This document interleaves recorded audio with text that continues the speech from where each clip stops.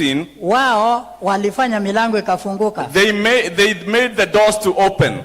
Walifungua na nini? What did they use? Kuimba, singing, na kuomba. and praying. Unamuombaje na unamuimbaje karibu na wewe? You have Pastor Dorcas who can sing and pray. Anapoimba na wewe, when she sings with you, na wewe, when she prays with Mungu you, atakufungulia milango.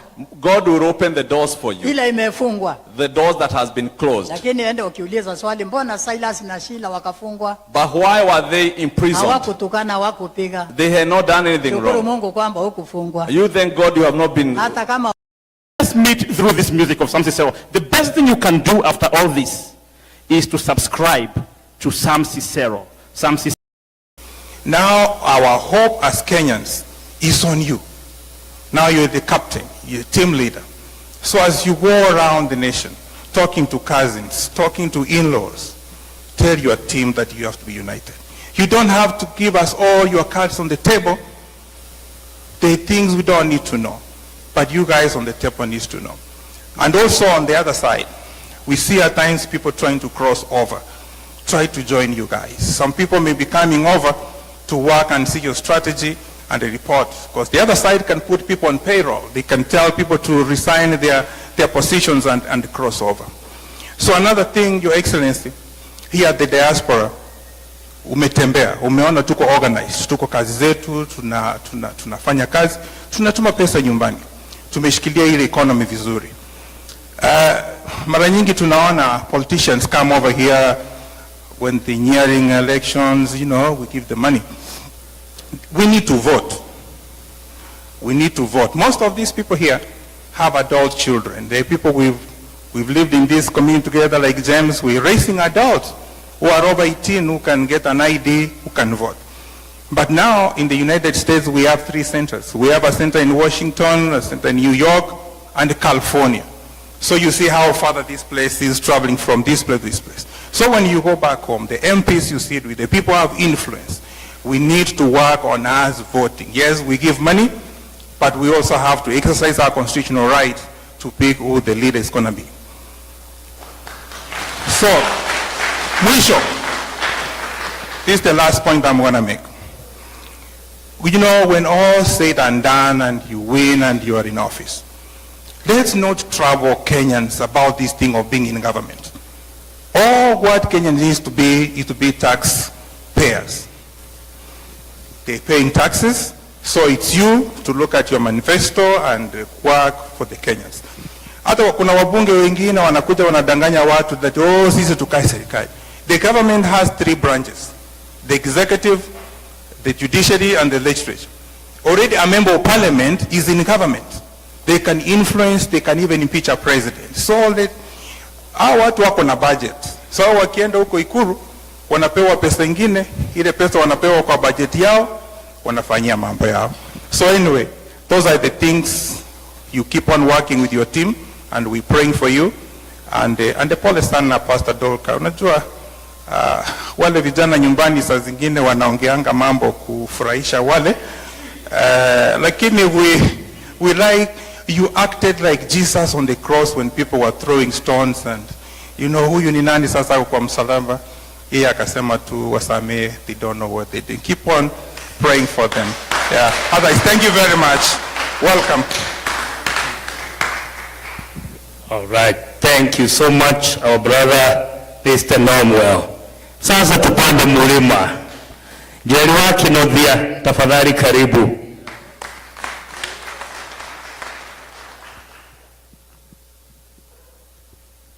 Your Excellency, Rigathi Gachagua, Pastor Dorcas, I'm honored to address you. Welcome again to Midwest. My name is Miriam Jerry Karengo, and I'm here representing Michigan and Indiana. Obviously, we are here as Midwesterners. I decided to write my speech because I don't want to leave anything out. So allow me to read this. Your Excellency, the second Deputy President, I stand here today as a believer in your leadership and the promise it holds for our nation. I speak not only as a Kenyan in the diaspora, but also as one who believes in your cause, your courage, and your conviction. First, allow me to thank you on behalf of many of us here for the fearless way you have kept this administration in check. Your voice has not only brought accountability, but renewed hope to a nation that was beginning to lose its sense of truth. Kenyans can now read between the lines because of your boldness. Please don't stop. Your predicament, a blessing in disguise. Many of us were moved to tears, not out of pity, but because it brought something back to life. Our faith. Your tears baptized a new political consciousness in Kenya. You reminded us of John the Baptist, a lone voice in the wilderness, preparing the way for a better Kenya. But Your Excellency, we also know that Kenya cannot move forward using the same old wineskins. The cycle of recycled politicians has held us back for too long. Come 2027, if God grants you the platform, we urge you, open the doors to young, vibrant, and untainted minds. Let your legacy be sealed, not just in rhetoric, but in reform, by revolutionizing who gets to lead. Allow me to speak now on behalf of the Kenyan in diaspora. There are thousands of us skilled, exposed, and ready. Personally, I've worked in the healthcare for nearly 3 decades in this country. We bring with us experience drawn from structured and successful systems. This is not theory, it's lived knowledge, practical, proven, and ready to transform sectors back home. We are not lost, we are loyal. We are still Kenya. We raise Kenyan families, we send remittances and build homes. All we ask is, let us be heard. Let us serve. Consider forming a diaspora advisory council. Start small, but intentionally. Even if it's just one ministry, we will walk with you. Not behind you, but beside you. Your Excellency, you have shown that leadership doesn't need theatrics, just truth and heart. And that heart has reached us, even across the oceans. Asanteni sana, God bless you, and God bless Kenya. They drove 10 hours to sacrifice and come to Sikiza ground. Just in case you forgot, I want to keep my job. DCP. Come on. DCP. Harambe. Habil. We have somebody from Ingo. Tuwekea bwana wambiri kidogo. Get on your feet. Get on your feet. 1 second. Twende kama Waluya. This is personal to me. Wanaomberi bayaye, Bayaye, wanaomberi nisiakwe, wanaomberi bayaye, wanaomberi bayaye, wanaomberi nisiakwe, wanaomberi bayaye, wanaomberi bayaye, wanaomberi nisiakwe, nacheza utamaduni, wanaomberi bayaye, wanaomberi nisiakwe, bayaye, wanaomberi bayaye, wanaomberi nisiakwe, moto na waka waka. Wanamberi nisekwero, wanamberi bayaye, wanamberi bayaye ko, wanamberi nisekwero, Wanamberi bayaye, wanamberi bayaye ko, wanamberi nisekwero, wanamberi umundu, wanamberi bayaye, wanamberi nisekwero,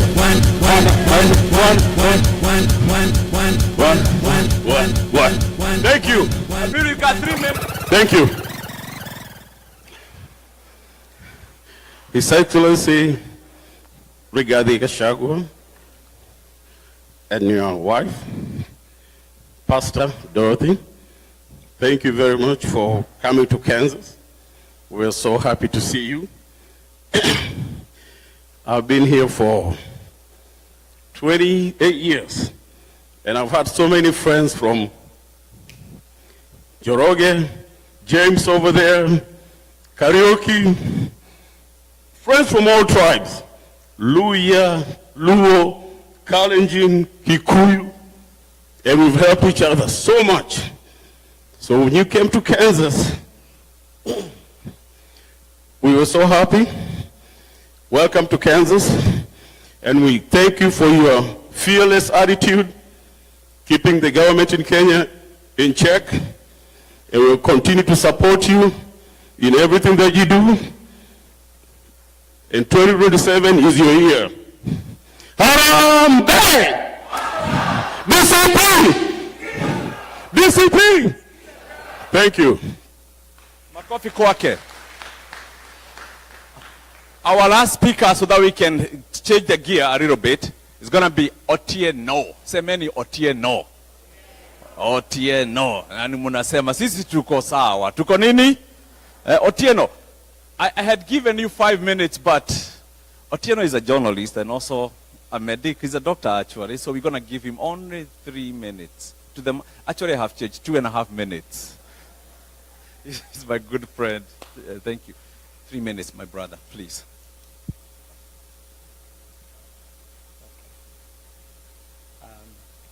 Your Excellency, Deputy President Rigathi Gachagua, Mama Dorcas, Mama Boyce, welcome to Kansas City, and then the rest of the Kansas City crew, all protocols observed. Good evening. It's an act of great honor and privilege to be standing in front of you to speak. And first of all, I would like to welcome Honorable Rigathi Gachagua for coming in our midst under a very tight schedule. Welcome to Kansas City.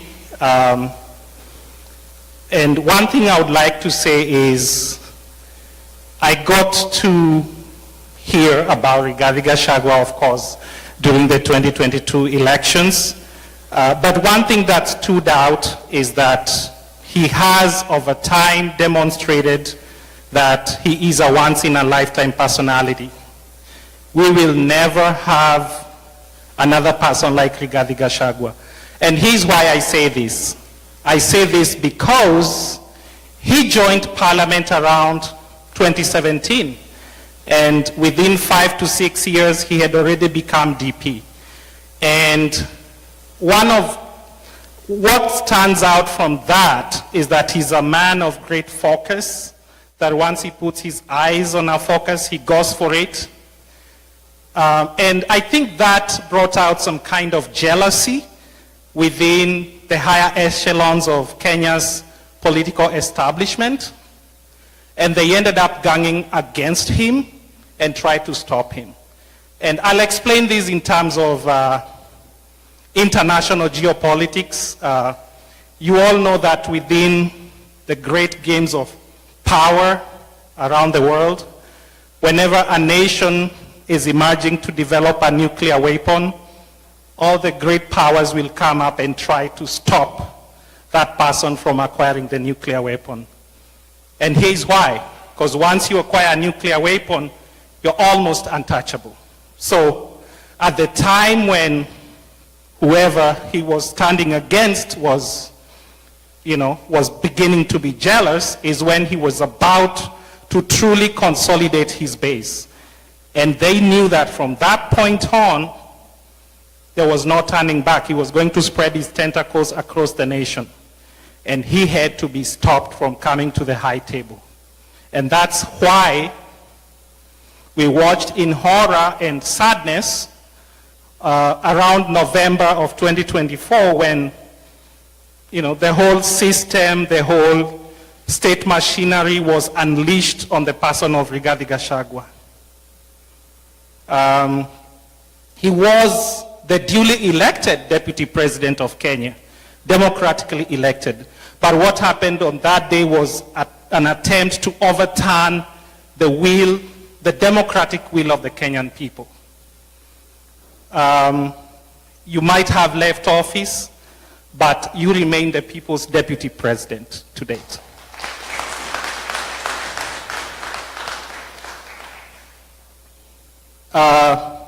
Another thing I would like to say is I got to know about Kasongo probably when I was about 14 years old, and I will tell you, among my type of leaders, right from the age of 14, I was a very avid reader of the newspaper. I knew he was like in the same WhatsApp group like Macto or Nicholas B. Watt. What you're seeing today is a clear demonstration of what a Nicholas B. Watt president would have looked like. And who among you would have voted for Nicholas B. Watt? Nobody, right? That's exactly, whatever you are seeing right now is exactly a continuation of what would have become of a nuclear B. Watt presidency. Another thing I would like to debunk is this myth, a state-orchestrated propaganda machinery that is out to paint the person of Rigathi Gachagua as a tribalist. He is not. And I will explain to you what's happening. So Rigathi Gachagua rose to the high echelons very quickly. I mean, from just being a mere member of parliament for Madeira, then very quickly becomes deputy president. You know, these people did not know what to do. But then, at that level of political operation, the greatest priority is to consolidate your base.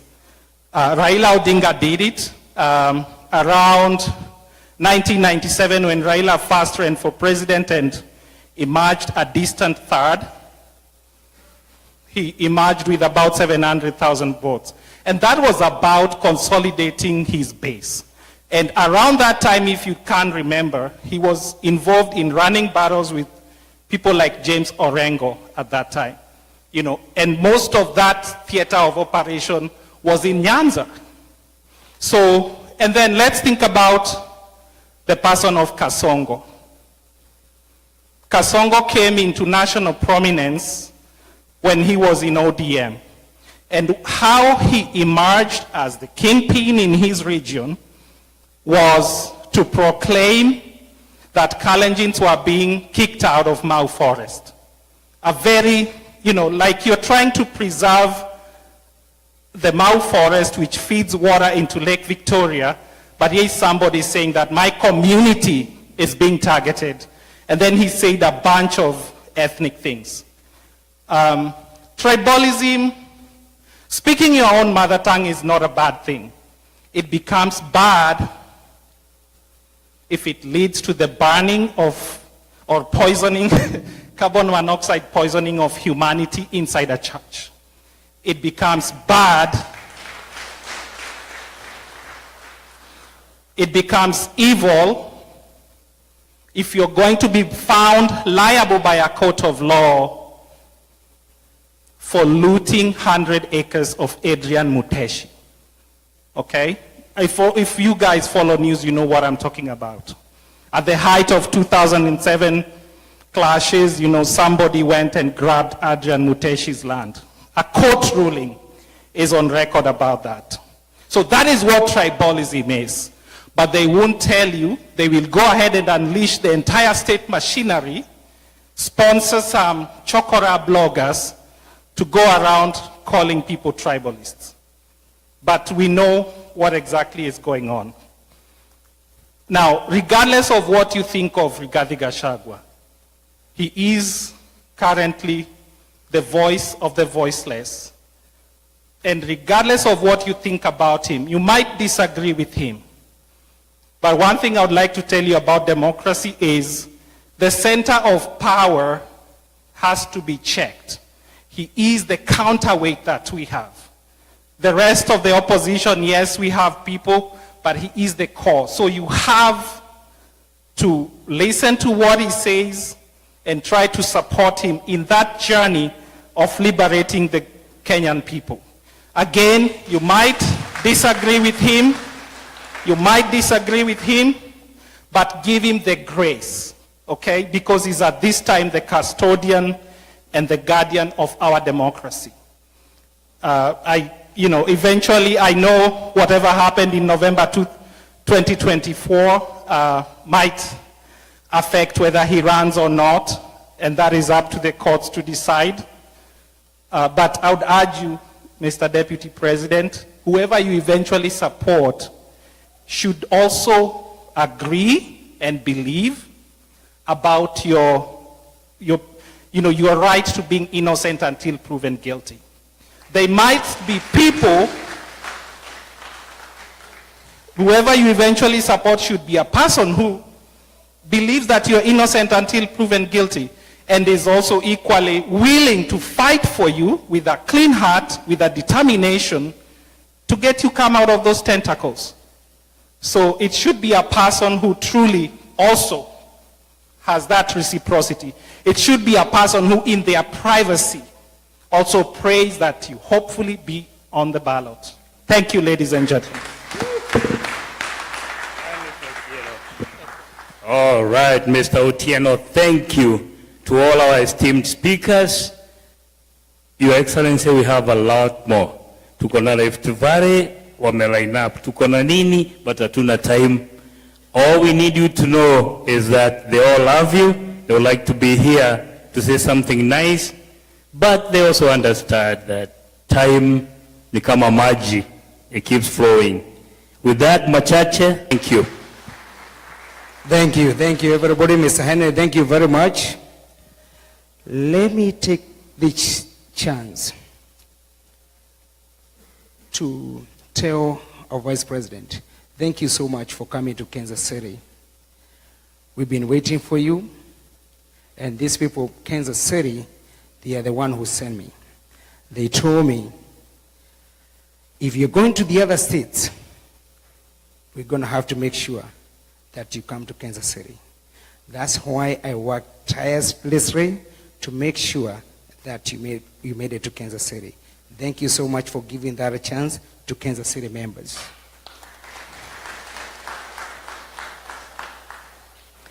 Actually, if you guys have been to the airport from last night, you guys have missed something. This place is called, we are known for Kansas City Chiefs. But from last night, if you guys have been to the airport, is because Mheshimiwa is in the crowd. That's why he's here to skiz the crowd. Mheshimiwa, karibu, this is a crowd. It's all yours.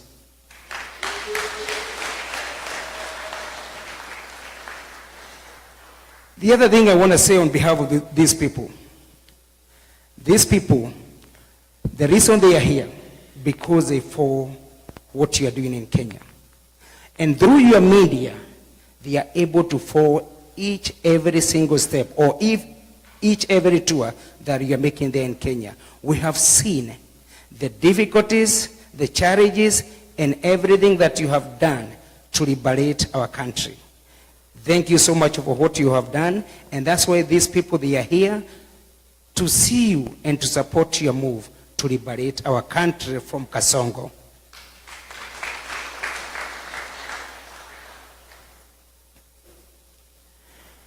From there, I want to go ahead and invite to be what we have today. Can I have all my committee members, please?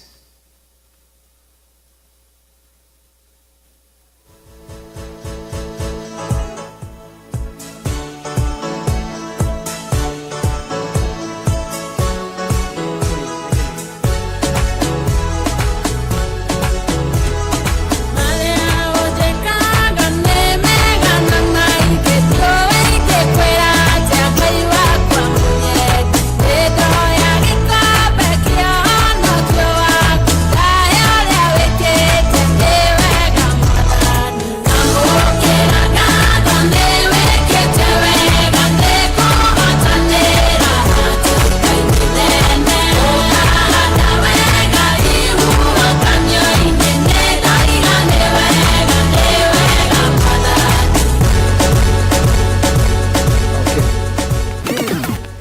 Your Excellency, this group you see here, they are very strong and committed. I can say committed even 10 times because I have seen their commitment for the move that we have done to make possible for you to be here in Kansas City. They are very strong. And the reason I'm saying this, and I want today, I'm going to be a truthful man.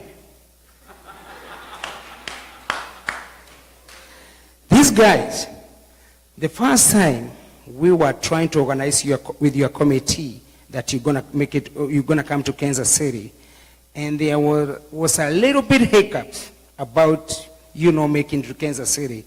They told me, we did not send you there to go give us a negative report. They told me, go back there, make sure you deliver what you told you to go ahead and do. Now, I didn't have a choice, and I'm very happy, Mheshimiwa, you made it here because hawa watu wagenirarua vibaya.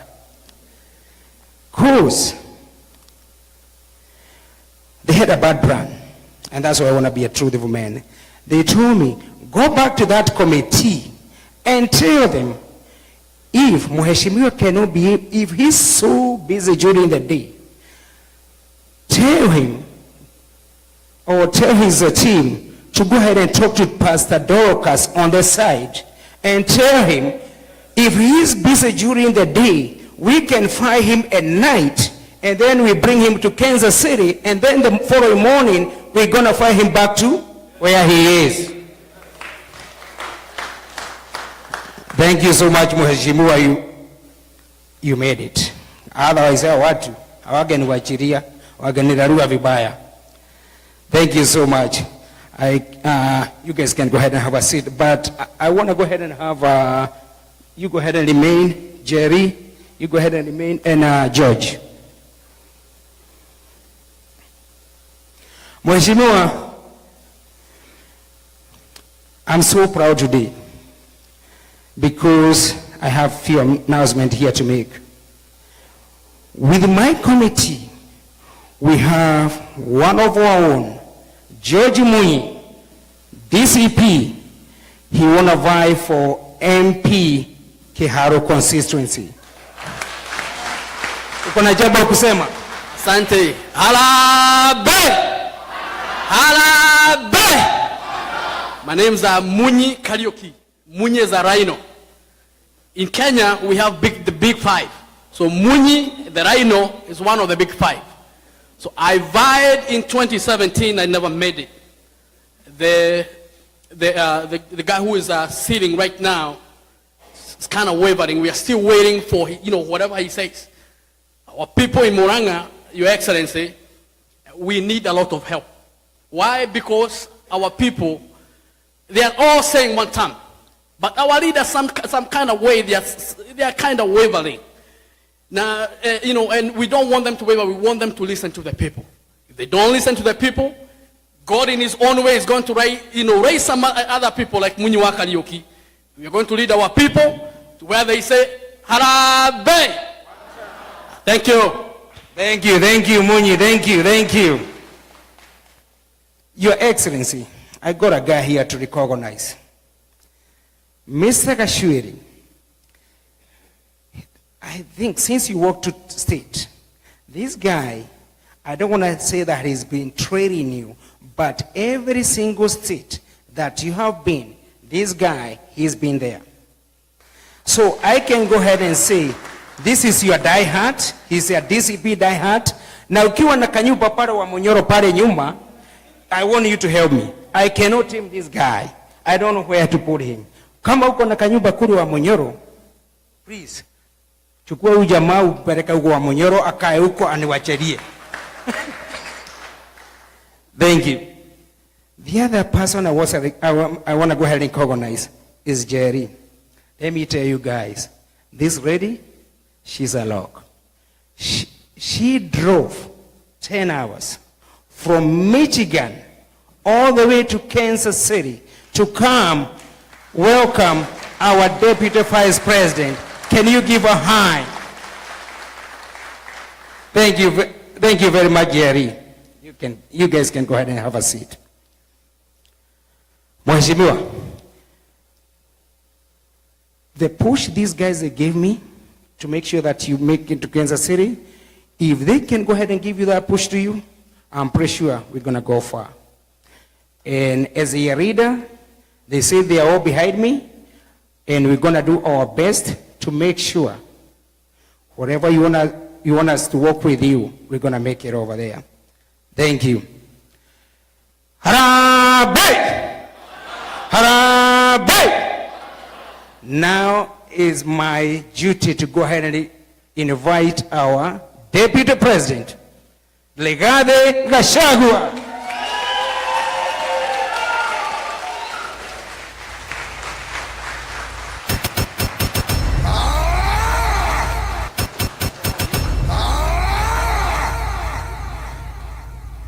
Thank you very much. Please be seated. The chairperson, the organizing committee, the great people of Midwest, fellow Kenyans, God is good. And all the time. Nisalimieni kwa hewa. Bwana Yesu asifiwe. Bwana Yesu asifiwe tena. Hi, cousins. Hi, cousins. Cousins, hi. Hi. Hi, bros. Hi, bro. Hi, sis. Hi, bro. Hi, shemeji. Hi, shemeji. Hi, neighbors. Hi, neighbors. Midwest, hi. Hi. Midwest, hoi. Hoi. Asanteni sana. Thank you very much. Let me take this opportunity on behalf of my wife, Pastor Dorcas, and I, and our small delegation, say how delighted we are since our arrival to this great city of Kansas and this region for the very warm welcome all the way from the airport, all the way to the residence where we are staying. We had some dinner last night. This morning we went to President Truman's library and memorial, and it's been awesome. Even as we arrived for this town hall engagement, we want to thank you for the warm welcome. I must tell you from the bottom of my heart that we feel very loved and appreciated. In fact, we are feeling spoiled. You know, sisi tumezoea kukibiswa nyumbani na kasongo na tiagas. So when we have wonderful people around us, full of smiles, loving us, appreciating us, we are feeling on top of the world. I wish I had more time here. Unfortunately, I have to leave early in the morning. But I'll be back. I'll be back. Yeah, I've really loved this city and the people. You are wonderful people. You are very welcoming. I deserve to spend more time with you because it's a rare opportunity.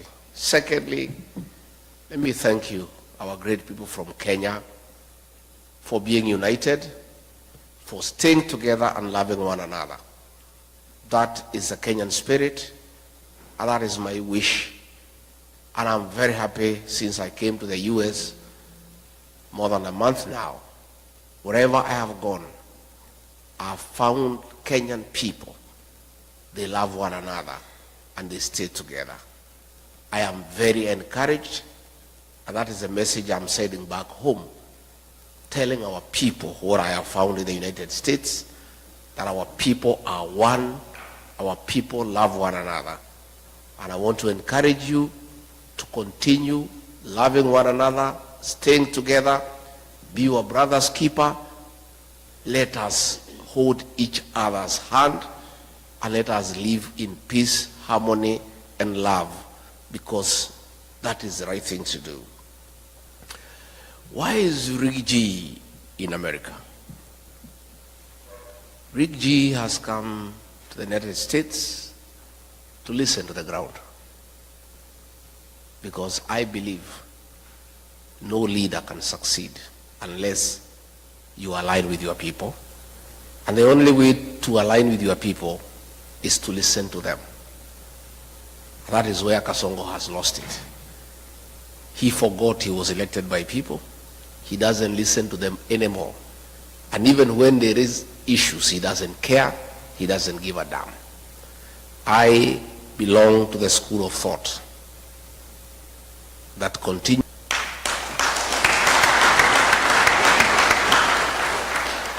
Hapa Midwest munasemaje?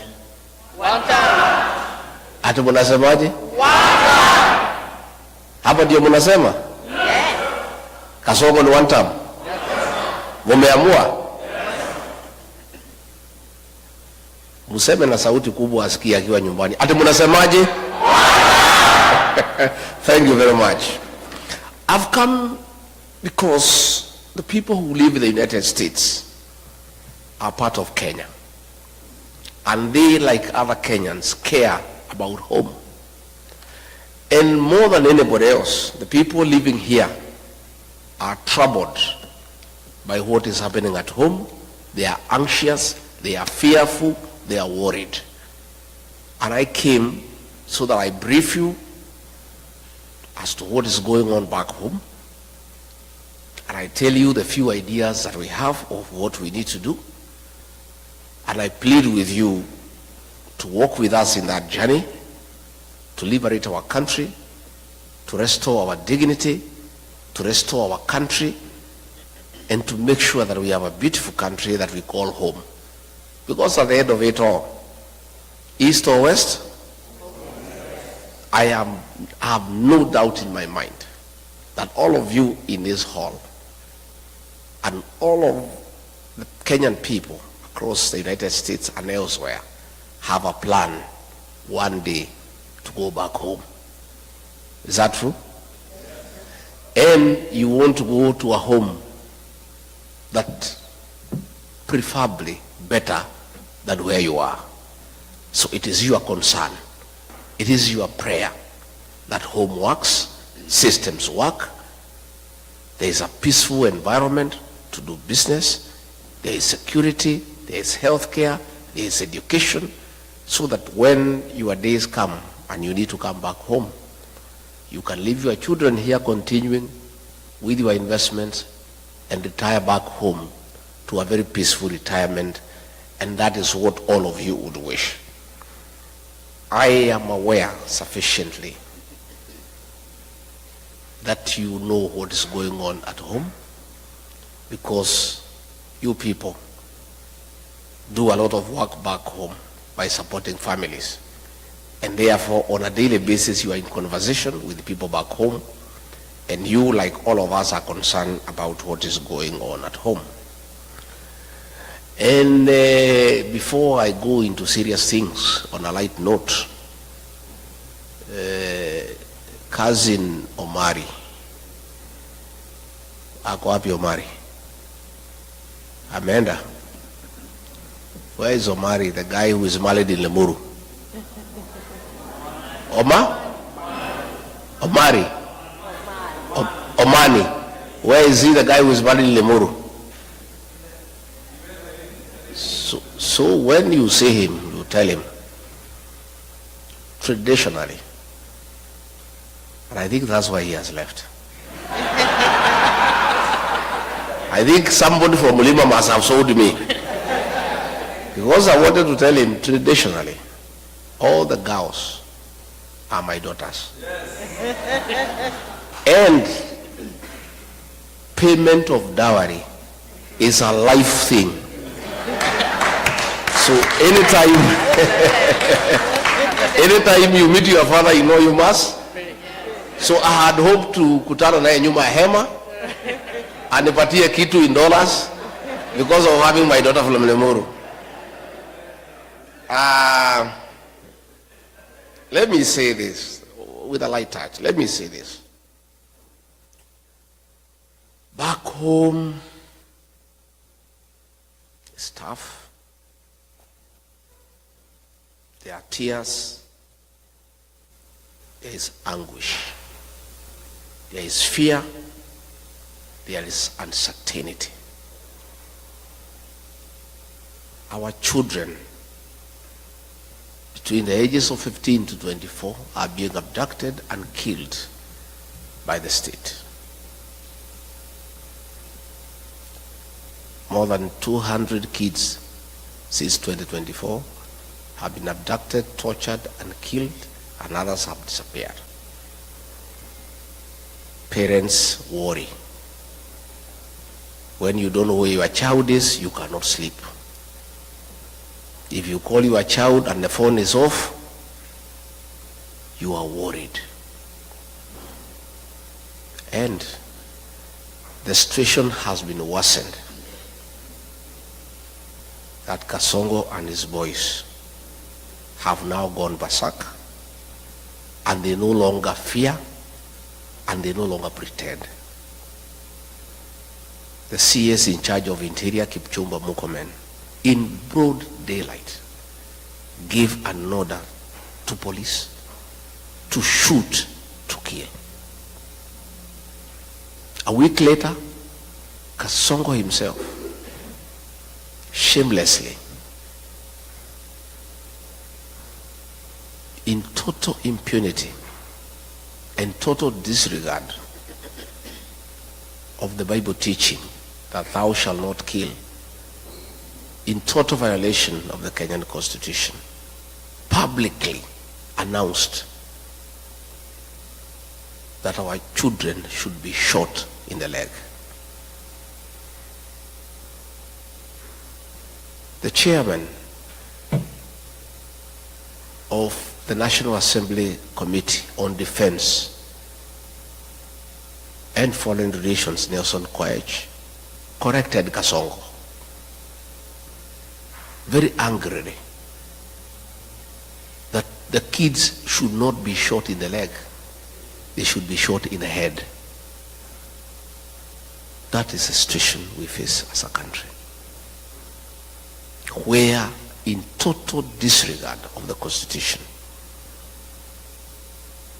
against biblical teachings, a president of a country elected by the people has the audacity to give orders for the extermination of our children. That is why Kenyans are saying, Bwana Kasongo, even if you pipe milk to our homes, even if you build roads made of gold, even if you paid us every day 100,000 shillings, your hands carry the blood of our children, and there is no way we can vote for you. And that is why the one-term movement is now like a religion in Kenya. Everywhere you go, where 2 or 3 are, that is the discussion. In the Uber, in the salon, in the matatu, in the bar, the discussion in the country is that this man must go because his hands bear the blood of our children. I want to say that this situation cannot be allowed. And since he is not pretending anymore about the killing of the children, he has announced it himself. The people of Kenya have no choice but to make sure they send him home and remove him from office through an election. And that is what is going on. Besides that, the economy is on a nosedive. Pending bills, people who worked with the government for many years, he has refused to pay them. They are owed more than 900 billion Kenya shillings. If you look at the Nation newspaper every morning, there are about 10 to 12 pages of auctions of properties being sold belonging to businessmen who did work for government and they have not been paid for the last 3 years. The only consolation is that nobody is buying the property because nobody has the money to buy it. So they keep on re-advertising every week because there is nobody who has money to buy the properties.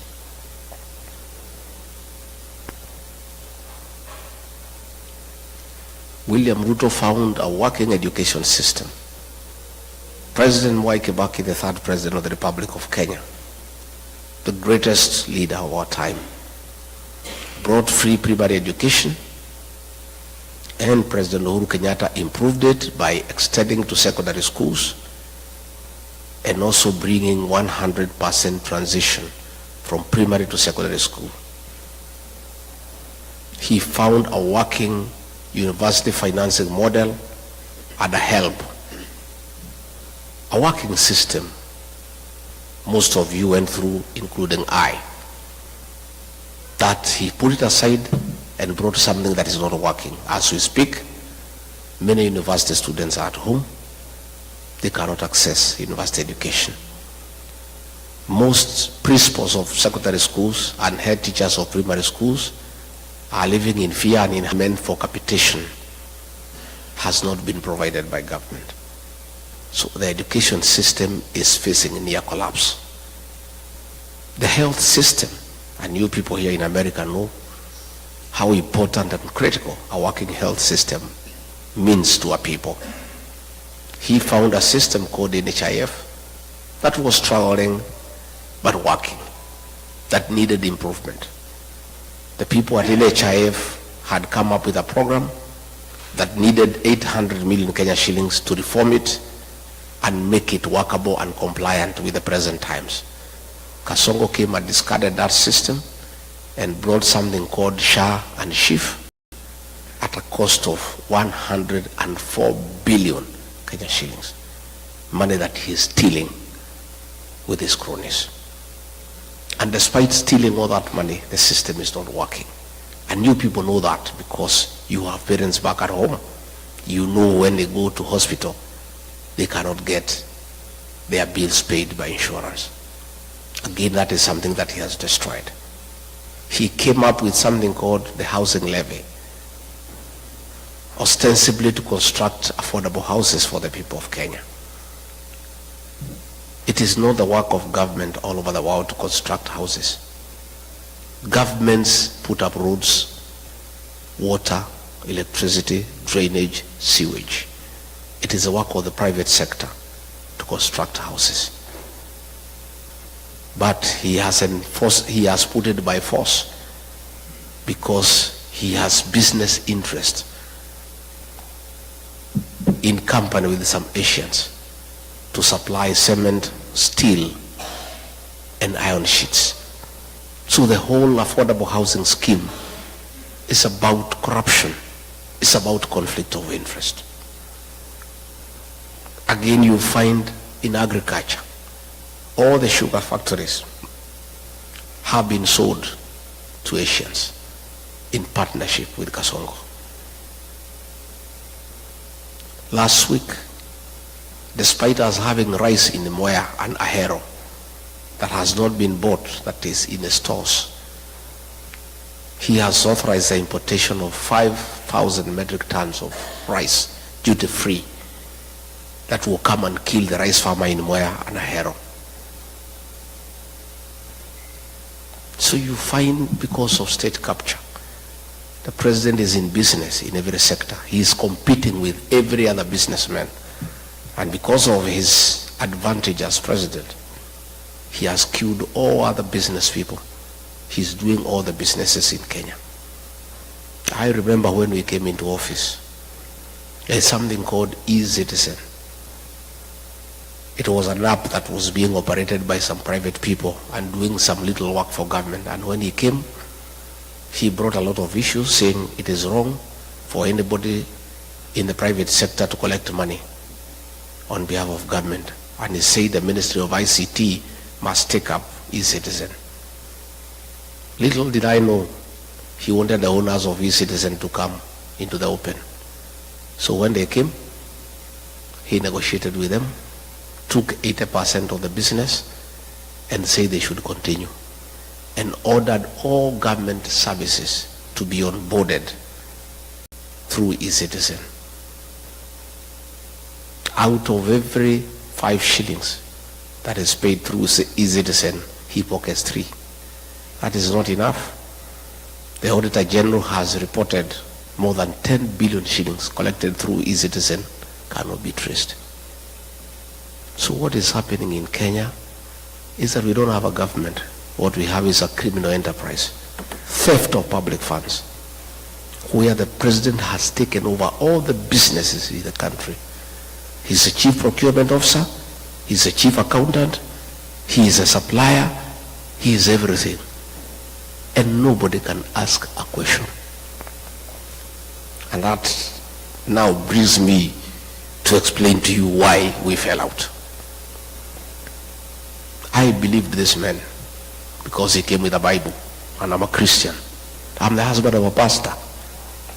So when you come with a Bible and say you are saved, I believed this man. And all the things he told me and told the people of Kenya, we believed. I did not even have an MOU with him. We never wrote any agreement. I believed everything he told me. But when we arrived in government, it's a one-man show. He makes all the decisions. And all these decisions are selfish. It's about him. He's a businessman. He doesn't care for the country. And I started telling him this is wrong. Within a very short time, he captured Parliament. Parliament cannot ask a question. He captured the Senate. They cannot ask a question. He compromised all institutions of oversight. Nobody can ask a question. The only person who remained who could ask a question was Tinga, Raila Odinga. And he told me, we'll look for this man. He loves money. We'll give him some money. He'll also keep quiet. And sure as December 25 is Christmas. The way I'm telling you, just as sure as December 25 is observing table manners, he cannot speak. His mouth is full. So the two are one and the same.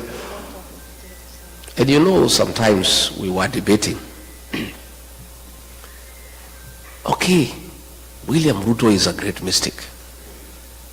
It's a mistake we have to live with. We made a mistake. I made a mistake. And I have apologized to the people of Kenya. But what was the alternative? Had we elected Raila Odinga, the same thing would have happened. The two would have crossed ranks. They start eating together the way they are doing today. So we are just saying Kenya was presented with two unpleasant choices. There were two hyenas, but they were different. One without teeth and one with teeth. And I think to a certain extent, President Uhuru Kenyatta was right. Probably we should have gone for the hyena without teeth, because it will not finish us in one day. Yeah? Si ingetukula pole pole. Sasa mimi Rigathi Gachagua decided to go for the hyena with the teeth, and it started with me.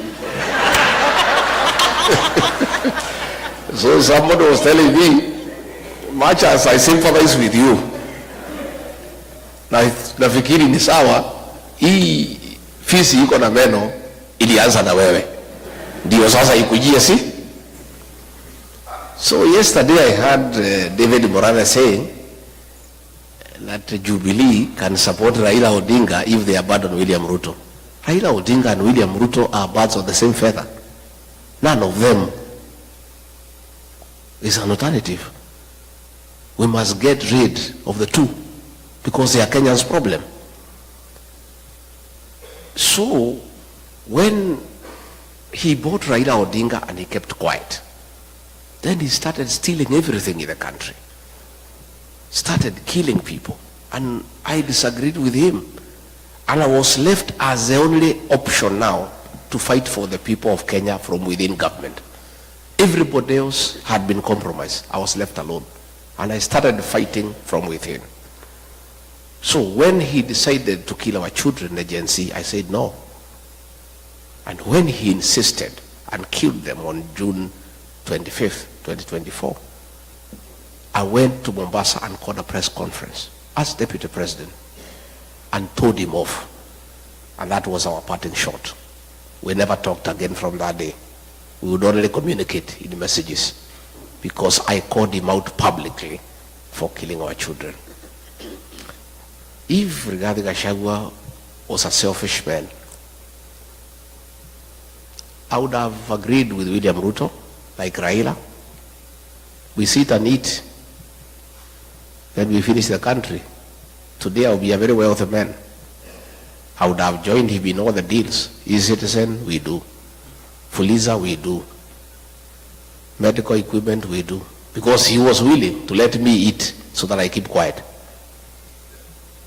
He was quite happy. In fact, he told me, "We wacha mambo mingi bana. We kuja tukule bana. Hii Kenya ni yako.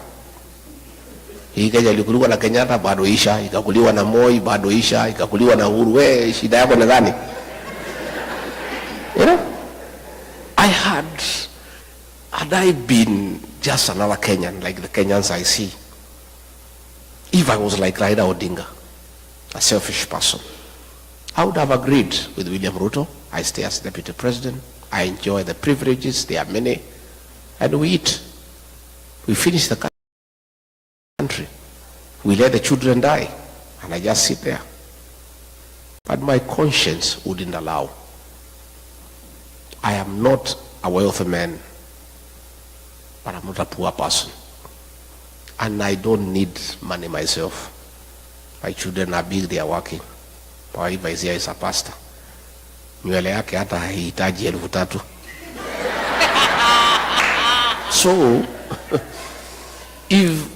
what reason would I had to join William Ruto in a gravity train to finish our country, to steal everything? I said no, and I paid for it, and I'm happy that I became the sacrificial lamb for the people of Kenya.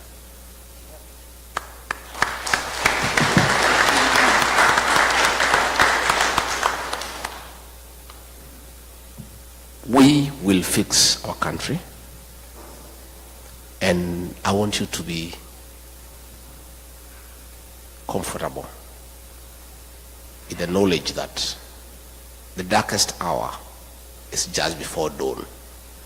Our dawn is coming. The mood in the country, people of Kenya have made a decision.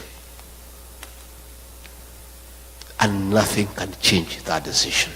In fact, it's only that it's far away. Ni mbali sana. 2 years is a long time. But we don't have a choice because we are democracy and we don't want change through unconstitutional means.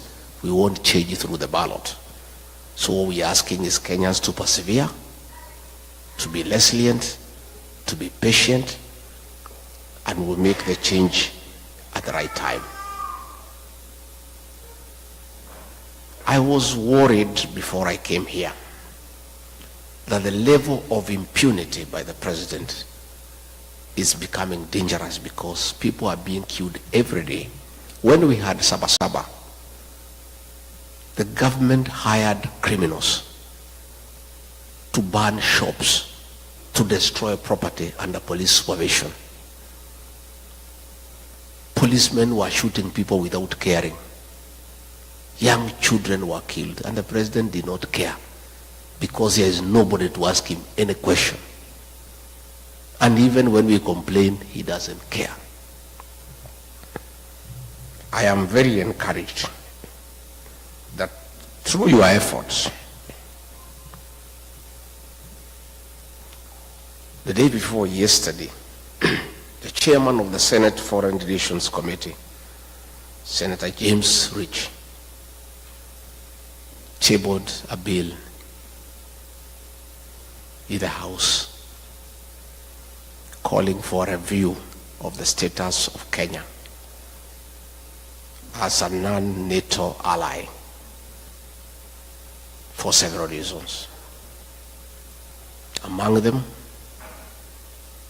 that William Ruto is working with the terrorist groups, most notably RSF of Sudan, where he is in gold business with Hemeti, and where Kenya supplies arms to go and kill children and women in Sudan. The Americans have complained that he has also been doing business with Al-Shabaab. The Americans have called for investigations on abductions, extrajudicial killings, use of police to attack civilians, and other violation of human rights, and be made within 180 days. And there is real panic in Nairobi. I saw William Ruto today fumbling with words, trying to explain himself, but trying to digress from the real issues. He was saying that the Americans have a problem with him because he is having a relationship with China. And he is having a relationship with China because it's good for the country. But he's running away from the real issues. And because he follows me wherever I am, it is good for me to tell him why the Americans have a problem. Not just the Americans, the people of Kenya. The Americans have just heard the cry of the Kenyan people, and they are raising issues. William Ruto, aka Kasongo, please, the Americans want to have an investigation to unearth your business dealings with Hemeti of RSF in Sudan, where you are doing gold business, and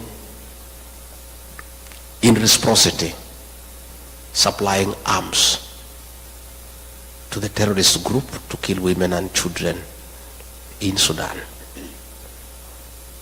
You cannot run away with it because we have the evidence. I was your deputy when those meetings took place. I have all the details, and we are giving those details to the Americans.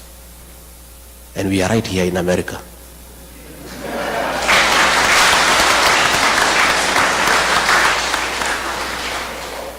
And much as you think we are stupid, don't just think we are just here, just moving around.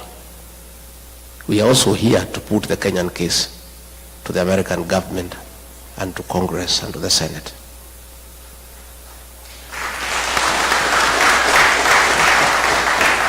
William Ruto, you need to know, the Americans want to know why you are working with Al-Shabaab. Why, when you are in Mandera, you met 3 leaders of the Al-Shabaab militia at night to discuss business with them. They want to know why. They also want to know why you have removed the requirement for vetting of non-Kenyans before they are given IDs. The Americans are concerned that suspected terrorists will be registered as Kenyans, and they will find their way to America and the rest of the world and create terror in the world. Your decision to suspend vetting of foreigners before they are given registration in Kenya is a threat to world security. And not just the Americans are concerned, Kenyans are concerned too. And this you must answer. You cannot endanger the security of the world because of your business interest. It is true you are doing business with Al-Shabaab, but you cannot endanger world security. The Americans also want to know why, against the Kenya Constitution, You have become the worst violator of human rights in Kenya. Why are you abducting young children? Why are you killing young children? Why did you abduct American, Turkey nationals of American origin who were abducted and disappeared? These are things that are in the radar of the American security system. You can play around with people in Kenya, but you cannot play with the American government. They have you on the radar. And the evidence is everywhere. And you cannot run away from it. So please, don't hide behind China. The issues you need to confront are well known to you. That you have compromised world security in pursuit of business interest. And this time around, you will not escape. You may push people around in Kenya. You may harass everybody in Kenya. But I don't think you have the capacity to harass the American government. And they have you under the radar. You can run, but you cannot hide. Your day is coming. I want to say that the evidence is there. The shoot to kill orders by Kipchumba Murkomen, he cannot deny. Your own order of shooting people in the leg, you cannot deny. So even if you get the PS for Foreign Affairs to issue statements, the evidence is everywhere. And you must be held to account. In fact, the other day when I was here, I was with some senior American leaders last Sunday. And we were watching live a meeting taking place in Muranga, where policemen were beating leaders and they were protecting armed goons. And these American leaders could not believe that it is possible for policemen to attack civilians. They could not believe it. They could not believe that policemen can escort gangs to beat civilian population. William Ruto, that evidence is here in America. And there is no way you can run away from it. And those things will come to light. On that matter, let me appeal to all of you. In your respective states, you have senators, you have elected, you have congressmen, you have elected. Please tell them about Kenya. Tell them to support this bill when it comes to the floor of the House. Give them details of what is happening in Kenya so that they are well informed, so that they can support the bill, so that a review is done. And our request to the American government and the American people, please don't punish Kenya because of the atrocities of William Ruto. Don't withhold military aid to Kenya. Don't withhold sharing of intelligence with Kenya. Don't withdraw all those facilities that come with that privilege of being recognized as an ally of the NATO states. All we are asking the American government to do, once you confirm all these concerns, help us. Don't have sanctions against the people of Kenya or our country. Please, just do the right thing. Impose sanctions on William Ruto as a person, never to come to America.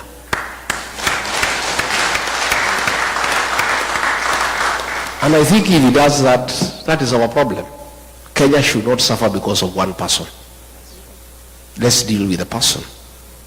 And I think if the government here can impose sanctions against him, that he cannot come to America and he cannot go to other states that work with America, our problems will be sorted instead of punishing the country because of the actions of one person. Diaspora people,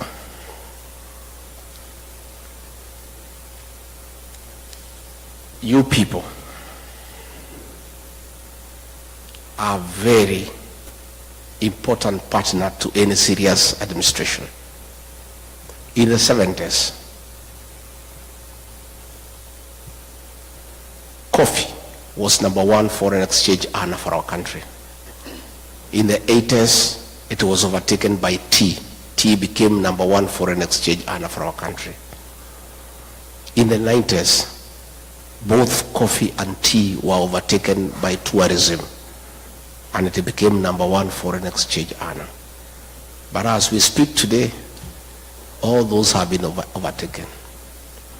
The #1 foreign exchange earner for our country, Kenya, are remittances from the diaspora. It is you guys. You are the drivers of our economy. Our economy relies on you. It's the dollars you send home that we use to pay our public debt.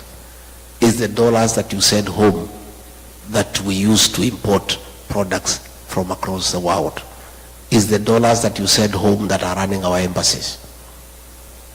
Hence, you are a very important stakeholder in the economic development of our country. For those of us who rear dairy animals, the dairy cow, for it to give you milk, you must look after it. And if you don't, it will refuse to give you the milk. You must give it hay, you must give it dairy meal, you must give it lucerne. Nowadays, at home, we are supplying mattresses for cows to sleep on so that they don't feel cold at night. And some farmers are going to an extra mile to make sure the cows are happy and they produce milk, of playing country music of Ken Rogers and Don Williams to the cows so that they can produce milk. The diaspora brigade is our dairy cow for the Kenyan economy. We must look after you guys. And there is no way you guys are going to send your own money home for Kasongo to steal it. You will not agree. So we must correct the situation. You guys want nothing to do with corruption. I have talked to many of you since I came, and all of you have allergy to corruption. Isn't it? In fact, everybody I've had a chance to speak, they are telling me when they come to the airport how they are treated. When they go to Nyayo House, the way they are treated. And you guys cannot stomach it. We must deal with corruption in Kenya. Decisively. And they say the fish rots from the head. The problem we have in Kenya is the president is a leader of corruption in the country. State House is a crime scene. There are Asians there with briefcases every day, and he spends all the time with them. Sometimes he would keep me there as deputy president for 5 hours as he is talking to Asians, discussing deals. For us to deal with corruption in Kenya, we must start from the top, and then we come down. You guys must bring your money back home. Our country should stop borrowing money from other countries and borrow from you because you have the money. But you can only give us the money if you are sure we'll give it back to you, and if it will be spent prudently for the benefit of the country. And those are the things that we want to form the government together, so that we can have very practical programs that satisfy what you want. I have said, and I said in Texas, that you guys, going forward, working with us when we form government, we want you to form a very strong diaspora bank for your money, for your investment here, with branches in Kenya and all over the world. You guys have sufficient capital to start a big bank, and you have the right personnel to run that bank professionally. And you see what will happen if you have a diaspora bank with branches in Kenya. all the properties you have bought in Kenya, you will use them as collateral to borrow money from that bank and invest here in America. But as it is today, all the plots and the land you have bought in Kenya cannot help you, because you are borrowing here from the banks here and they cannot accept Kenyan titles. Again, we need a discussion with you guys on how we vet developers and people who build houses for you and who sell you land, so that we eliminate the crooks who keep on conning you from time to time. We want to have a conversation that it is immoral and wrong to have double taxation. You cannot be taxed in America. After paying your taxes from your savings, you send money back home and then it is taxed again. That is a discussion we are going to have, so that the money you remit home must be exempted from double taxation, because you have already paid tax in your country of origin where you are working. We need to discuss how do we encourage you to save at home. Can we have an incentive-driven package where we give you an interest rate that is higher than what you have here in America, so that you have the motivation to save your money back home, so that this money can be available for on-lending? I'm saying I have come to start engaging with you. I don't want to engage you when we form government. I want to start this engagement mapema. So by the time we form government, because we are going to form government, already we have a plan in place for implementation. And that is why I want to create a mechanism for engagement with you people the way we are engaging today, so that we have a way we shall be engaging, so that you tell us what you want us to do. We also benefit from your experience in a country that is working. Devolution here is working. You know, I was here last night, it was raining. When we came out, you cannot even know it has rained, because the drainage works. Huh?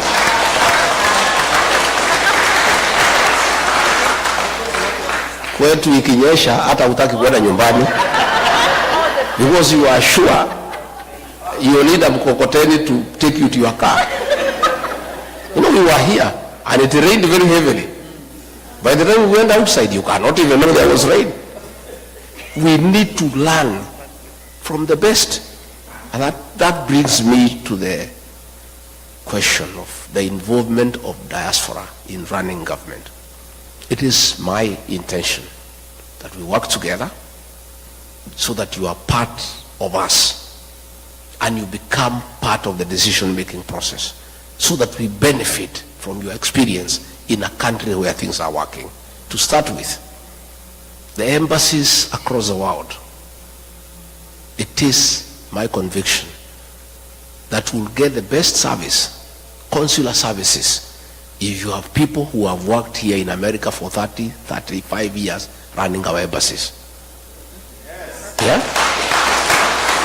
We will get the best investment opportunities if you have people who know what the Americans want in the embassy, because you know their strength, their weaknesses, their preferences, and where we can do business together. I mean, an ambassador serves for 4 years. So when you appoint a politician from Nairobi to come to Washington, he takes 1 year for us to know his way around here. Exactly.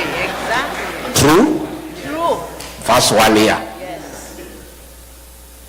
Where do I take my children to school, hospital, nini, 1 year imeenda. Second year, start making friends with the Americans here. Imeisha. Mwaka ya 3, kujua Wakenya wanakaa wapi. Before he can even now start working, he is on his final year. Isn't it? But if you have somebody who has stayed here for 30 years, already who has a home, we simply walk to the office and start working without wasting any time. Ataletwa tu Nairobi, There is a course there, kufundishwa kukula na uma nini, already you know. Yeah? So even that course you'll be exempted. Senor, you know, they come there, how to hold a wine glass, nini, what table manners, nini. So you guys, those things you already know. Yeah? So nafikiri, you only come for that course for 2 weeks to understand your reporting mechanism. How will you be working with the PS? How will you be working with the president? Those are the little things mtafundishwa wiki mbili tatu. But all the other things here, you know. Isn't it? So it's my intention. And that is a promise I'll keep. Because it costs me nothing other than good manners to keep that promise. You guys are already here. You have the papers. Mumesoma. You know the place. You know your way around. You know how to use a fork and a knife. Sasa iko shida gani? There's no problem. Number 2, I have said, I also want you guys to come to the National Assembly and help us make good laws. Yeah? I want you to come to the Senate and help us make good laws. I want you to come to the county assemblies and help us make good laws on devolution. So, I want to appeal to you, wale munaweza, muende nyumbani, mupiganie viti. Lakini on top of that, we shall nominate one person from diaspora to go to the Senate, another one to go to the National Assembly. Yeah? Well, in the counties we are strong. At least every county assembly we have one person from diaspora to come and help us to make good laws for devolution. Because devolution is working out here. And we want to borrow from people who know. Again, we'll also want you to come and serve in the national government. Let us have 1 or 2 PSs, wako pale. Let us have a cabinet secretary, ako pale. Let us have people in parastatus. You guys have the necessary expertise and experience. And I think for any leader who wants to make a difference, it is foolish not to utilize the available capacity for the country. And you guys have all the necessary capacity to assist the president to run a country successfully. So these are things that we want to do, and we'll be able to help each other. Again, I said when I was in Texas that we'll have to add 2-3 consulates across this large country to help. I think asking everybody to go to Washington or Los Angeles is a bit too hectic. So we'll add 1 or 2 or 3. Again, we'll introduce mobile consular services so that we have people coming here for a month. They issue IDs, passports, they go to another state.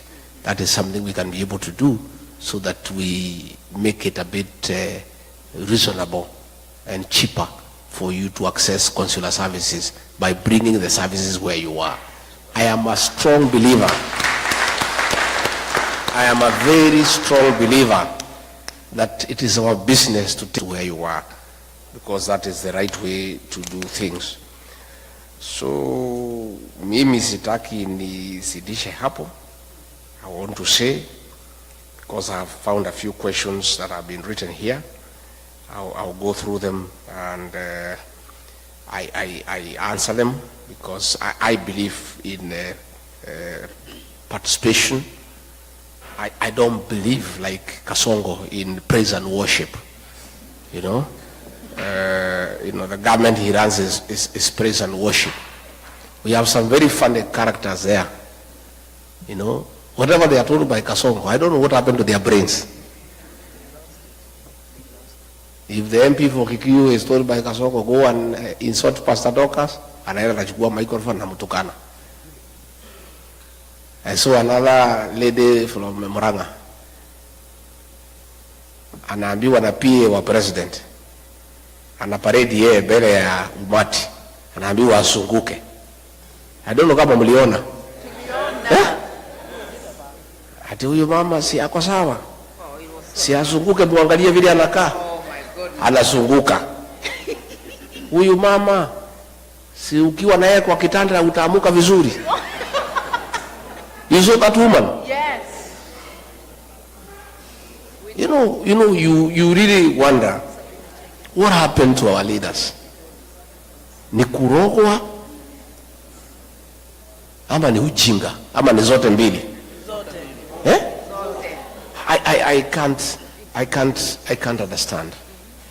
I don't understand what has happened to our leaders. Somebody ameuliza sijui ni nani, what is the game plan? You are impeached, so you won't run or otherwise. Nani ameuliza hiyo? Somebody ameuliza hiyo? Let me explain. Rigathi Gachagua is a presidential candidate. And nothing stops me from running. The Kenya Constitution says the right to vie for office is absolute. And you can only be stopped from running if you have been convicted. And even if you have been convicted, you cannot be stopped unless you have exhausted all the available mechanisms of remedy. Last year, 2022, the Honorable John Weluke, before the elections, was convicted for 74 years for theft. You remember? Yes. And he went to committee and he was given bond pending appeal. He appealed to the Court of Appeal. And as the case was going on, the elections were there. And he went and ran and nobody stopped him because you can't. And he won.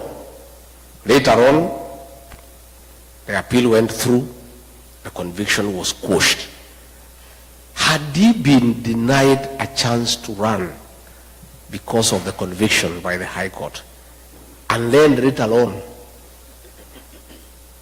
he is let to go, his rights would have been violated. I underwent a very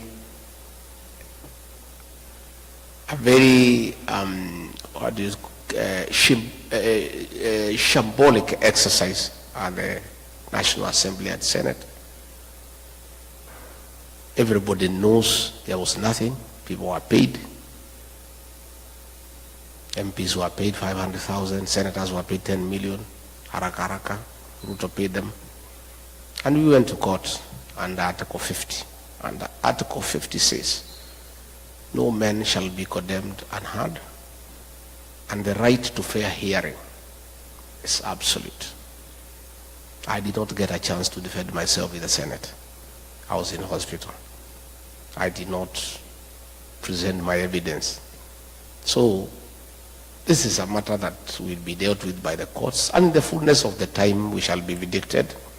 In the meantime, the matter is in the High Court. It has not even started.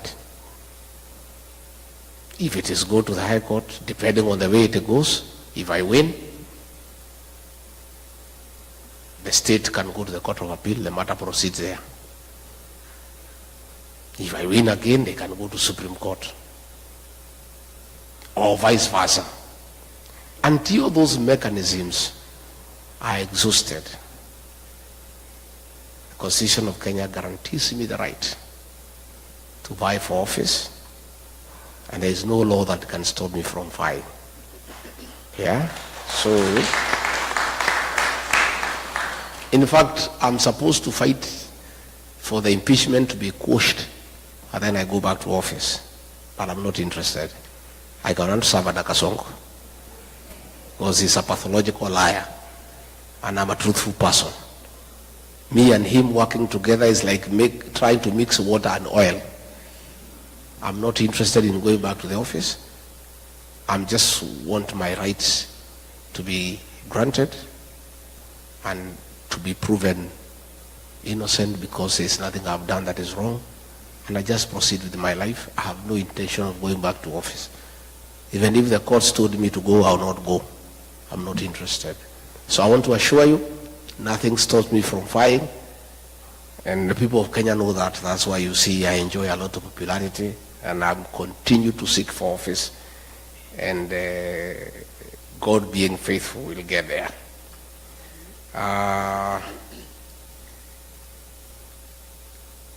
Now that you are teaming together, do you have a very strong candidate to face Ruto? Because we can't stand another 5 years of Ruto regime. Jackson. The second statement is true. We cannot stand another term of Ruto. Because if he is telling policemen to shoot people and he still wants our vote, what if we elect him and he doesn't need the vote? He'll shoot us himself. True or false? Yeah? Do we have a strong candidate to face William Ruto? What a question. Si niko hapa Jackson? Niko. We are there. Don't worry.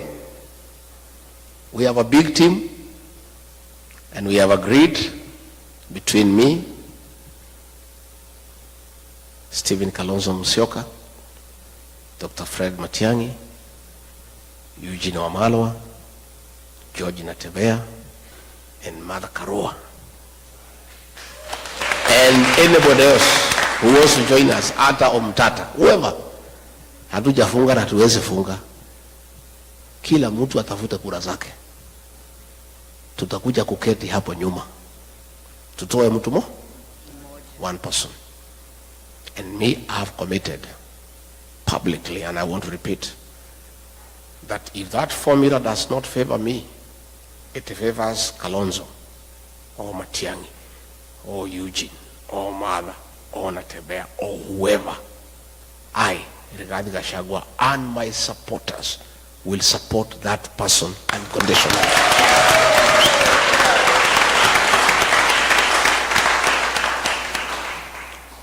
Lakini Mungu akisaidia ikuwe ni mimi, hiyo mtu nitakimbiza yeye kama baisikeli ya kuibiwa.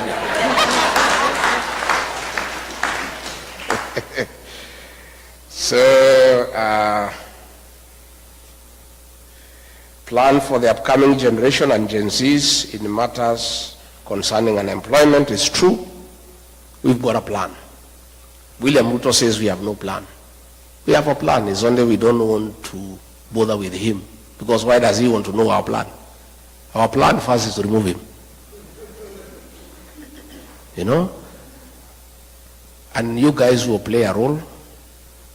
The way to create employment for our country is to create manufacturing as a pillar of economic intervention so that we can create jobs and widen the tax bracket. And one of the ways to do that is to give incentives to direct foreign investors and even you guys. We can say, for example, anybody who starts a factory in Kenya, or a cottage industry for that matter, we can give you 5-year grace period not to pay any tax so that we give you an incentive to come and start a factory home and create employment. And then we can collect money in the pay as you earn from the employers. So we have got a good plan that we must encourage people to come and start factories, to start cottage industries. Again, we want to do a lot of expansion in agribusiness in northeastern Kenya, in northern Kenya, by having water for irrigation, so that those farms become arable and they'll create a lot of employment. Again, we have a team of people now who are working on our manifesto, and in the fullness of time, you will be able to see what is that we have to offer. Banking for diaspora, I've already said. Health, food where using GMO, yeah. That thing was brought by William Ruto, and it's something that we are opposed to at home. We have our farms that we can do organic farming. We don't need GMO in Kenya. It's unnecessary, you know. And these are things that were done hurriedly without proper research, without looking what are the health implication and what is it for our country. Because we can produce enough food for our own consumption and surplus for export. We don't need to import GMO from America or from anywhere else. John Paul Bogwa, I have said, we have to start from the top. And I think I have demonstrated to the people of Kenya that I'm not corrupt, and I cannot bed to corruption because I had the opportunity to do so. I was already on the eating table with William Ruto. He invited me, we eat together. I declined, and I lost a job for refusing to eat. So I don't think I can change. When I become president, I go back to the same table to start eating what I rejected. I think we want to live like America here. Live on your sweat. Just work hard, earn an honest pay, and live well and honorably and fulfilling life. If there is somebody here who wrote, I don't understand what he meant. Dicho, you said, if yes, how often do you check on each other? If no, since when did he become your enemy? John Dicho. What do you mean by that?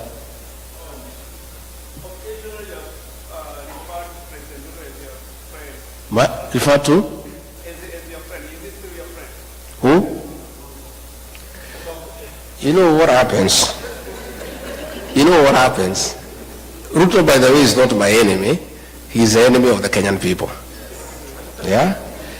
What normally happens when you are talking at our level, you are just decent.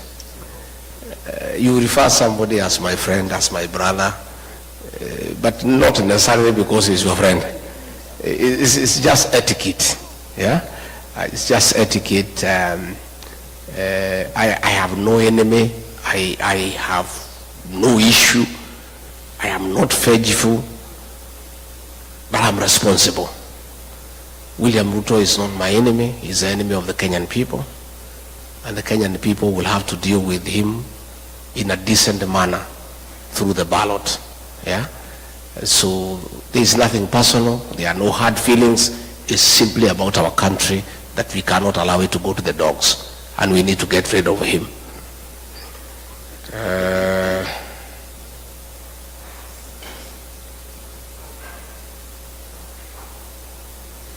Why do we keep sending money so easily and yet we can't vote from the comfort of our beds using our gadgets? How come you keep on saying you understand the ground and yet when we want to run for a political position from here, it is a problem?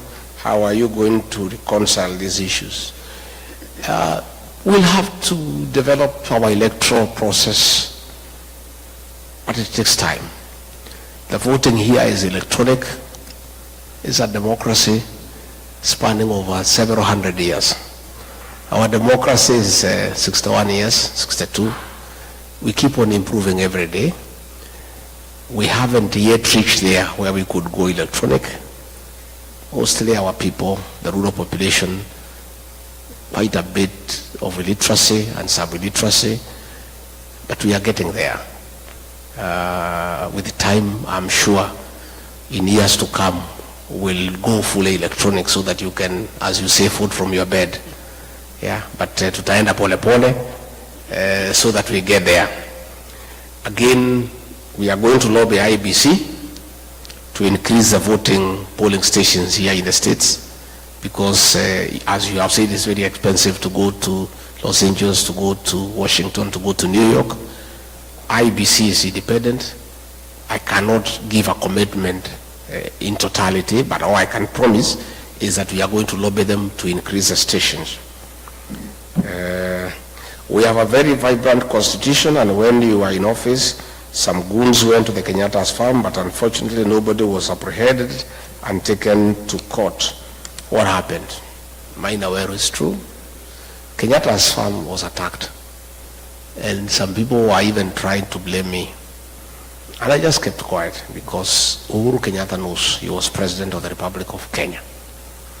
Issues to do with a retired president, his welfare, his security, his allowances, his travels are dealt with by nobody else other than the sitting president. there is nobody who could have attacked Kenyatta's farm without the knowledge and the concurrence of the sitting president. Rigathi Gachagua has never been president. Yeah? And it was something that was being done so that they can make us, the leaders from the mountain, fight each other. Yeah? His security was withdrawn, that of his mother, and they were trying to say, no, he's a deputy president who ordered the withdrawal of the security of President Kenyatta. How? There's nobody. Even today here in the US, matters to do with the former presidents will be dealt by the president himself. Even the Retirement Benefits Act for retired presidents is administered by the controller of State House. Yeah. So what happens if Kasongo ever comes here? You direct that question to him. He'll be able to give you an answer.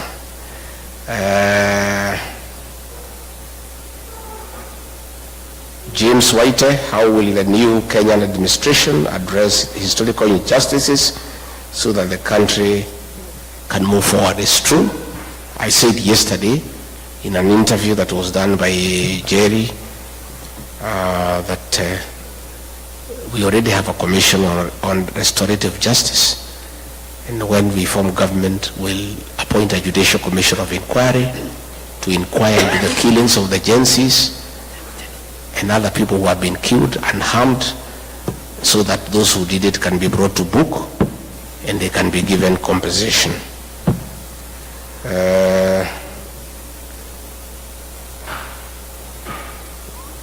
Peter Mungai, which formula will you use to select your flag bearer, considering the flag bearer must be acceptable? Hiyo sasa ndio kadi yetu. Tukitoa hiyo si tumeisha. So hiyo hatuwezi sema saa hii. But there will be a good formula, and I can tell you we'll come up with a good candidate. And we are not in a hurry. For now, our candidate is Ruto must go, and our plan is one term. Because if we announce our candidate now, Kasongo atatusumbua sana. Hata mwekea vikwazo na kumsumbua na kumtatiza. So wacha tukae namna hiyo. Our candidate for today is Ruto must go, and our plan is one term. Wacha angangane na Ruto must go, na angangane na one term for now. Yeah? And that's why he keeps on saying, where is your plan? So that he can start attacking it. Yeah? Hey, mimi napingana na nani? Unapingana na Ruto must go.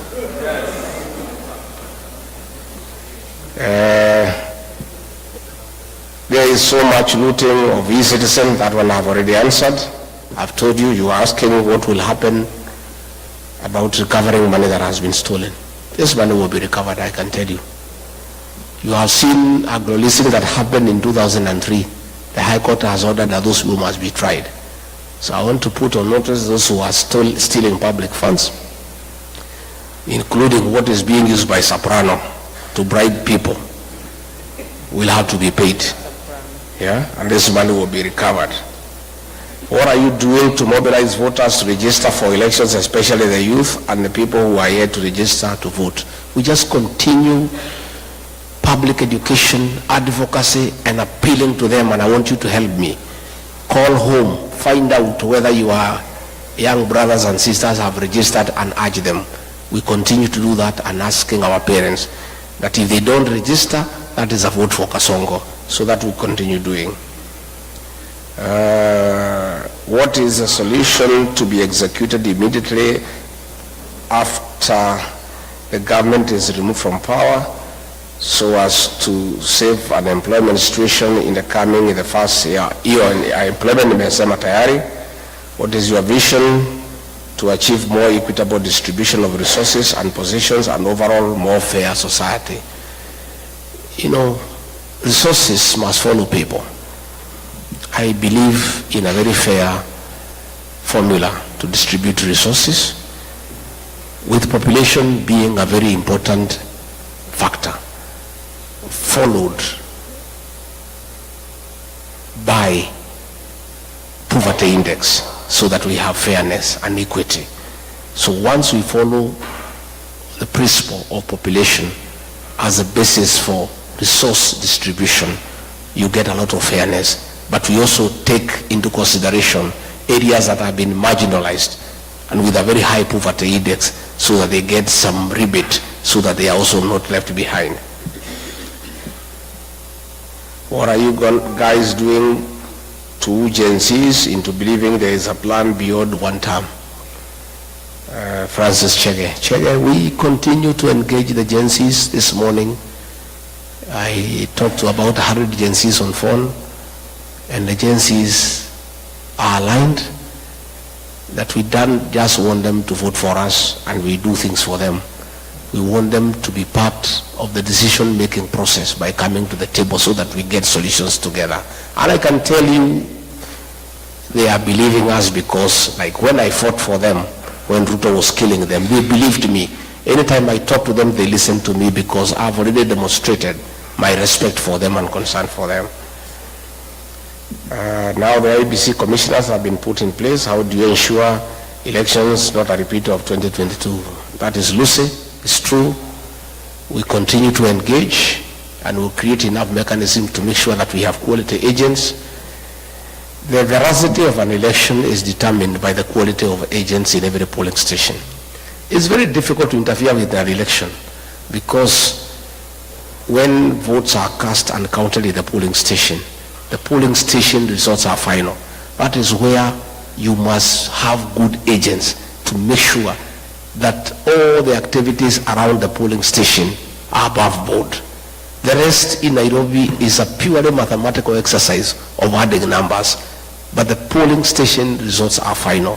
So what we are investing in is quality agents, and in my party, the DCP, I'll work with the agencies so that they are very alert and they can also assist us in documenting through their smartphone on Form 34A so that the outcome of the results is well captured and stored.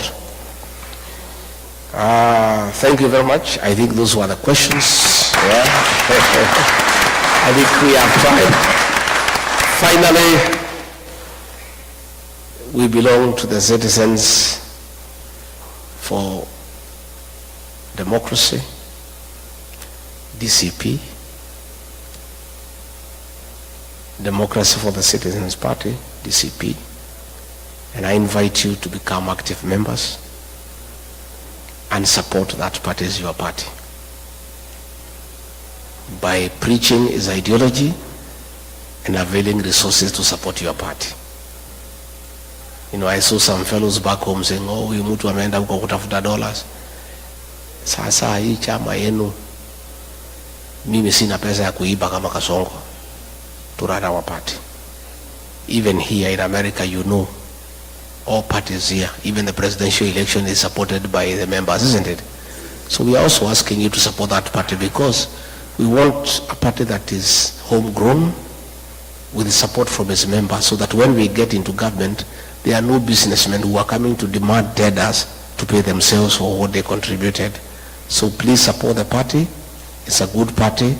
It's a national party. And it's not a mountain party. The deputy party leader is Cleo Malala from Kakamega. The secretary general is Hezron Obanga from Kisii. The national chairperson is Paria from Kajiado. The deputy chairperson is Owino from Kisumu. The treasurer is Mwekali from Machakos. Deputy secretary general is Ole Kamwaro from Narok. And like that. Again, out of 34 members of the national executive, 9 agencies. So we are well represented. It's a national party, and I want to request you to be very active here in Midwest. This is your party. We'll form the government together, and we are serious partners. And I want to continue with this engagement. I'll come again when I have sufficient time so that we spend more time. But I want to say I feel loved, I feel well taken care of, and I believe I have answered the issues that were of concern to you. Have I?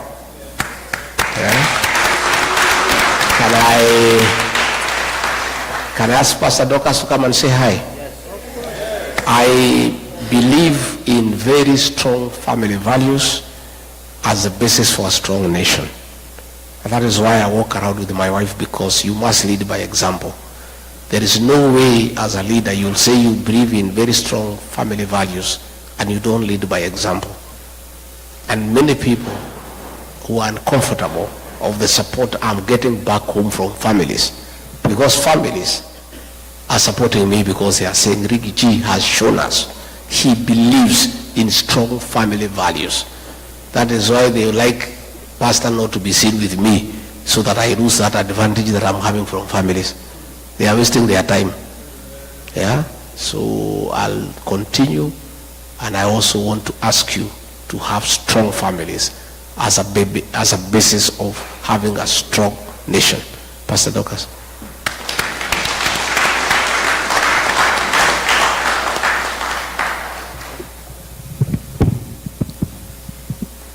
Thank you very much, the People's Deputy President, the committee that has put together this event, and ladies and gentlemen and our children who are here. I can see you're already getting hungry.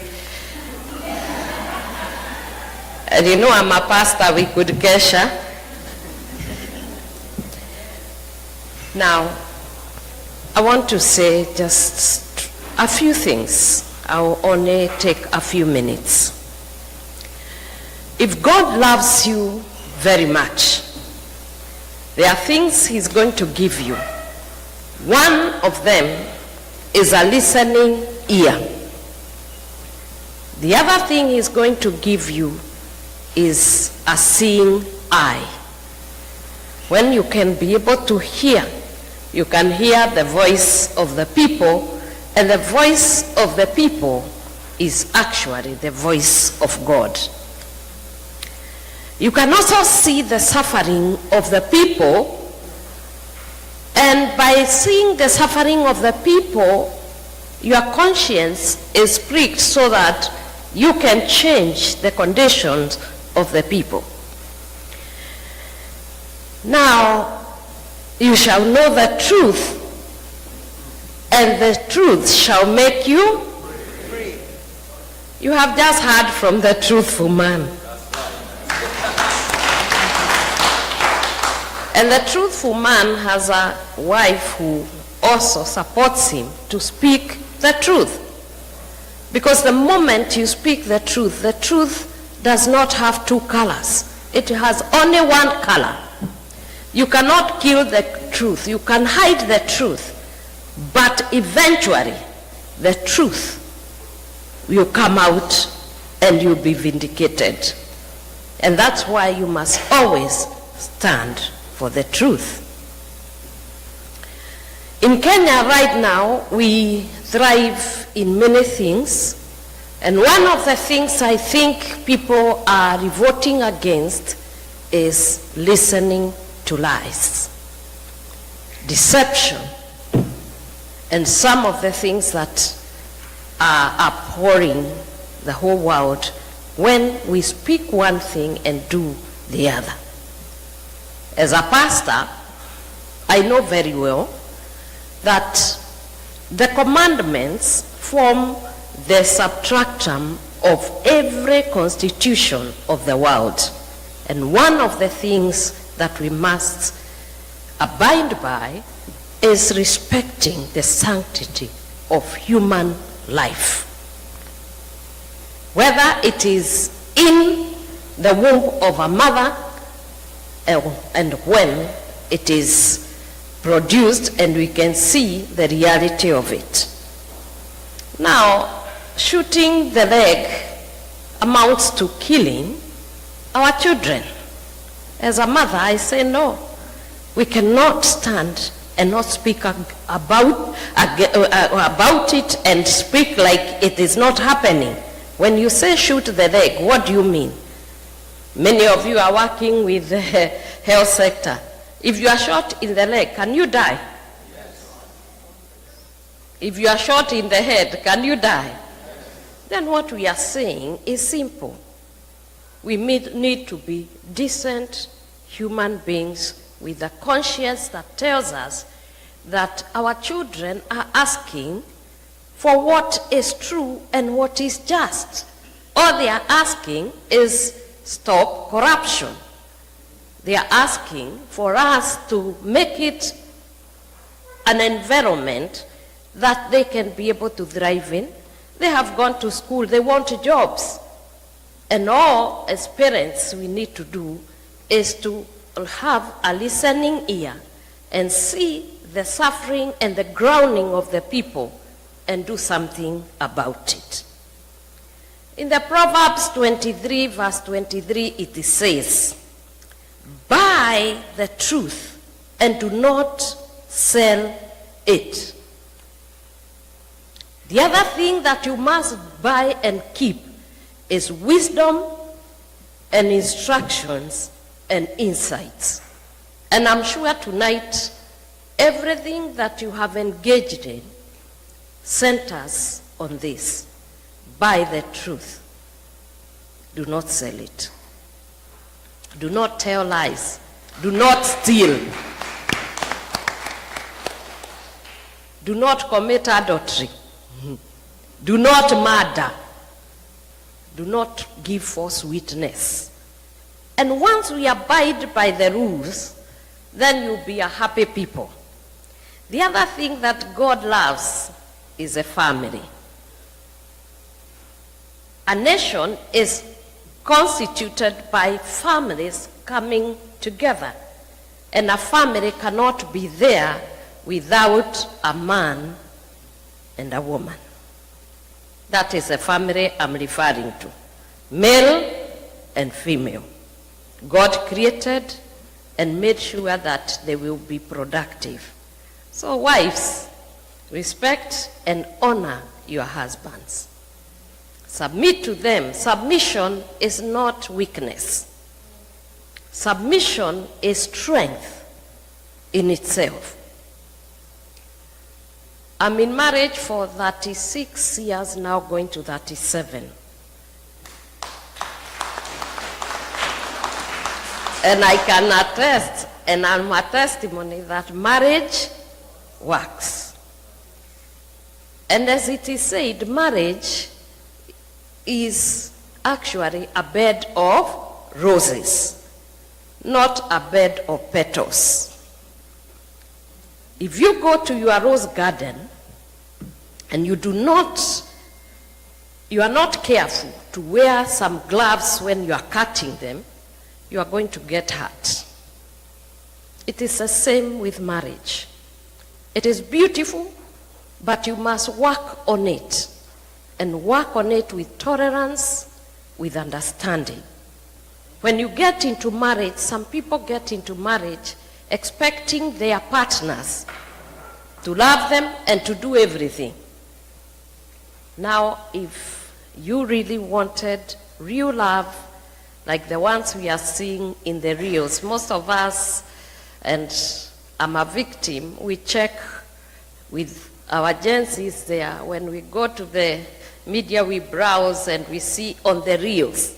You know this, and I'm talking to my young girls there because we are told as mothers we must talk to our daughters.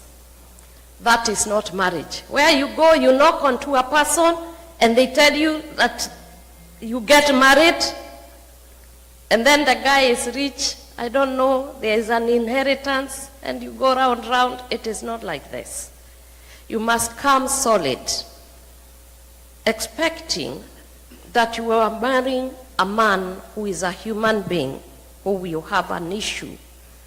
And you yourself, you are also human beings. If you want to marry angels, please go to heaven.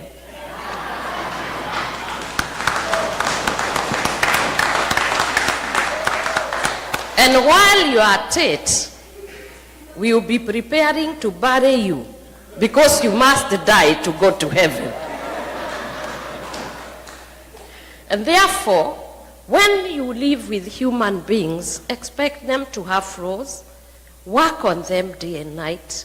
Wives, when you are endowed more than your husband, still remember, you must submit to your husband, love your husband, respect them. Money corrupts, and it can corrupt completely. And many of the women, when we get the money, and maybe the money is not doing very well, that's where the trouble starts. Oh, I have a witness. But this is for another day. For the men, love your wives. Understand them. Even though they are the weaker vessels, let me tell you, we are dangerously endured